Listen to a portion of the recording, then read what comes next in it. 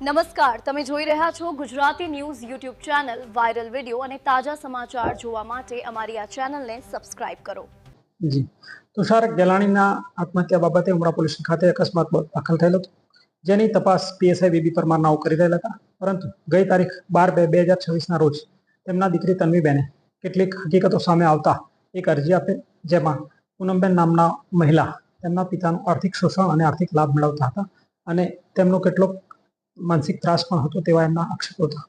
જે અરજી અનુસંધાને ડિટેલમાં તપાસ કરતા પૂનમબેન નાઓએ સ્કૂલમાં ભાગીદારી કરી અને આર્થિક લાભ મેળવેલાનું જણાયેલ છે, તથા જોલી આર્કેડમાં દુકાન નંબર L5, L15 અને L16 નાની પોતાના નામે વગર અવેજે દસ્તાવેજ કરાવી લીધો છે.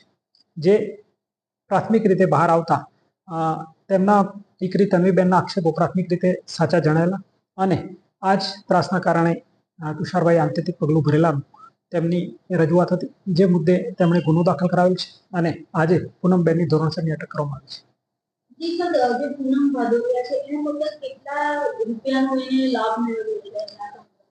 અત્યાર સુધી જે એમના સીએ ના મારફતે જે આપણને રકમ મળી છે તે કુલ્લે 1,37,500 વર્ષ દરમિયાન સ્કૂલમાંથી નફો મેળવ્યો છે અને દુકાનની કિંમત 1,06,00,000 થાય છે.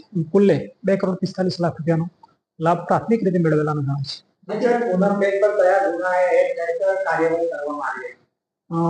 પૂનમબેન નાઓ વિરુદ્ધ તન્વીબેનની ફરિયાદ મુજબ દુષ્પ્રેરણ 308 મુજબ ગુનો દાખલ કરવામાં આવેલ છે અને તેમને અટક કરી નામદાર કોર્ટ કસ્ટડીમાં મોકલી આપવામાં આવનાર છે.